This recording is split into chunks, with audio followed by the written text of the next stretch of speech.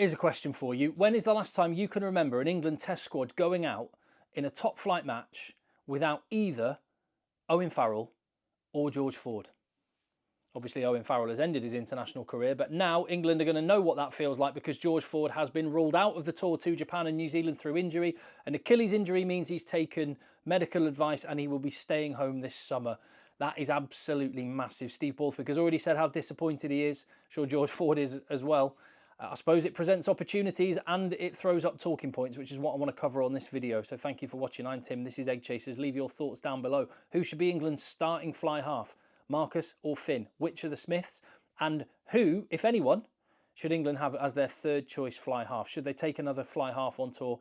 And who should that be? And what does this mean for the squad overall? Because as I've already referenced, when Ford or Farrell or both of them have been available over the last decade, one or both of them has always been in an England matchday squad. The only time I can think of that they weren't is when they were both injured, and it was against South Africa in 2021.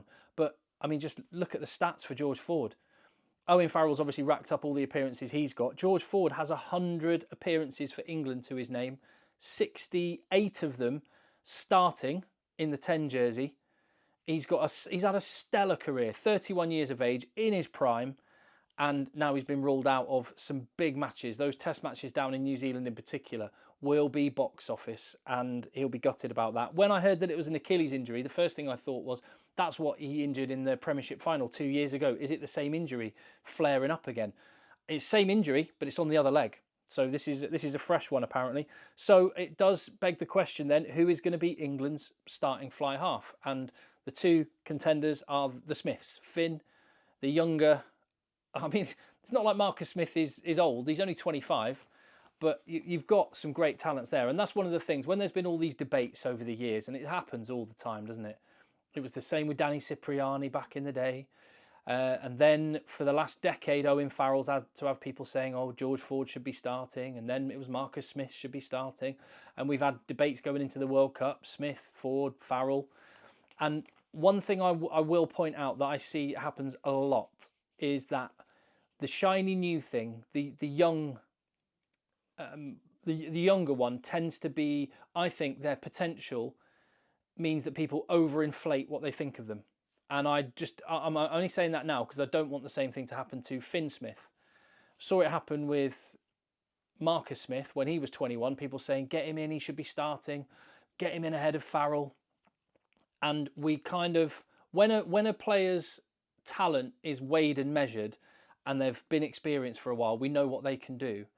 And then you compare them to a young person who at say 21 like Finn Smith is, seems amazing, and you sort of map on, oh wow, if they're this good now, in 5 years time Finn Smith's going to be the greatest fly half in the history of rugby ever, when the reality is quite often that the potential and the improvement plateaus. That's what's happened to Marcus Smith, and that's not a criticism of Marcus Smith because he was incredible at 21. He's amazing at 25, but I don't think his improvement from there to there is what people were imagining when he was 21. I think people were imagining that Marcus Smith would be up here, and he's not there yet. He can still get there because he's still young.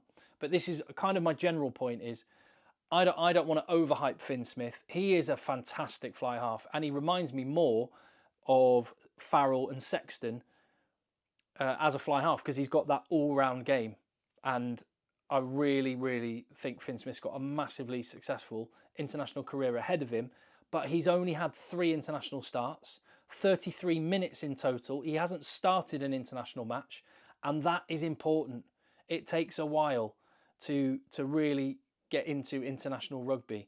And Marcus Smith has got, what, 34 caps to his name? How many of them were? Yeah, 23 starts, and he's 25 years of age. So to me, this is a no-brainer. It's a non-discussion. Marcus Smith is England's #1 fly half because he has that experience. He understands what international rugby's about. He's been to World Cups. He's played in big test matches. He's played in Six Nations crunch games, and he's done well. He's also played poorly in some of those games, and he's learnt some lessons, which is a process that Finn Smith is going to have to go through. And just to dovetail this to New Zealand, who England are going to be up against, think of the career of Richie Mo'unga. What a player. One of the best 10s, if not the best 10 in the world, certainly one of them. And at the Rugby World Cup, he was imperious. In that World Cup final, he went out and absolutely bossed it. But that isn't the whole story of Richie Mwanga. He had times early in his career when people were shouting for him to start, and he played international rugby and didn't look great. And it's a process that you need to go through. So I am just stopping short of going, give the keys to Finn Smith and Marcus Smith, you can move out the way. Marcus Smith hasn't even got anywhere near where he's capable of in international rugby, and Finn Smith's got a long time ahead of him. And when George Ford is back, and if George Ford was available, this is maybe another way of answering the question, if George Ford was available and wasn't injured, I would be starting George Ford, no question. I'd love to have George Smith back playing again and in England's back row, although we've got Sam Underhill at the minute, we don't need him. But yeah, I would have been starting George Ford. So that's my thought on the matter. It's clearly Marcus Smith 1, Finn Smith 2. I guess the question is, who is England's 3? Who's the third choice fly half? If something happened to one of those two guys, who steps up? I think when you actually go on the tour, as long as you leave with 2 fit fly halves, I don't think you need to take a third one. I would have George Furbank in my back pocket if something happened. And maybe if one of them gets injured, you can fly someone out. But would you send a third fly half on the plane with the rest of the squad? Personally, I would leave that with George Furbank, and I would have another spot for someone else that maybe is closer to the international rugby level who might otherwise miss out on the tour.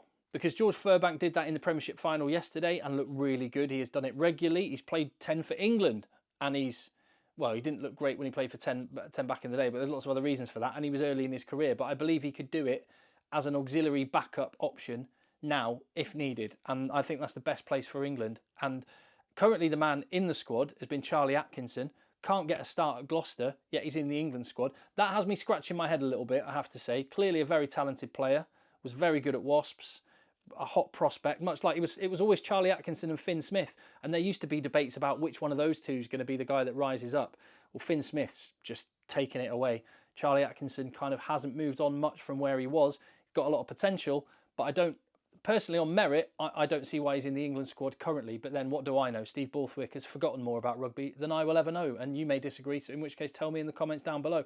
The only other options though, and this maybe is the bigger question, is there actually, weirdly, a lack of depth? For all these years we've been having the discussion about who should be England's 10, and my general response is I don't really mind.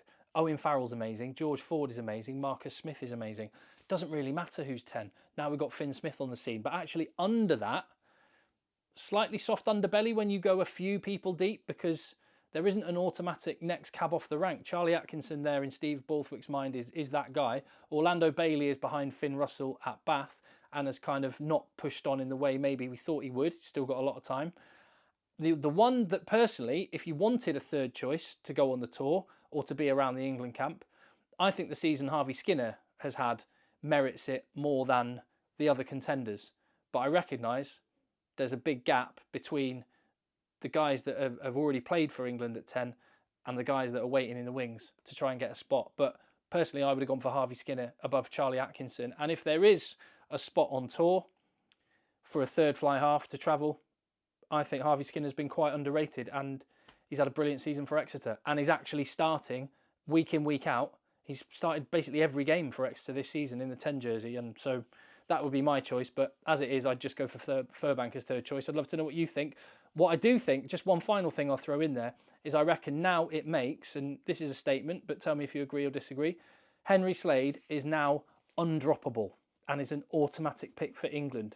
We don't have the experience of Owen Farrell. We now don't have the 100 test match experience of George Ford. And some people don't like Elliot Daly that much, but a lot of experience in England's backline, which is now very raw. Tommy Freeman, great player, not played a lot of rugby. Ollie Lawrence is still early in his career. Faye Waboso, first season of top flight professional rugby as a starter, and he's had an incredible start to international rugby, but green. Alex Mitchell's still relatively inexperienced. It's exciting for England that we got all these young players, but in the middle of it, that's where I liked having George Ford there. A bit of glue, someone to organise things.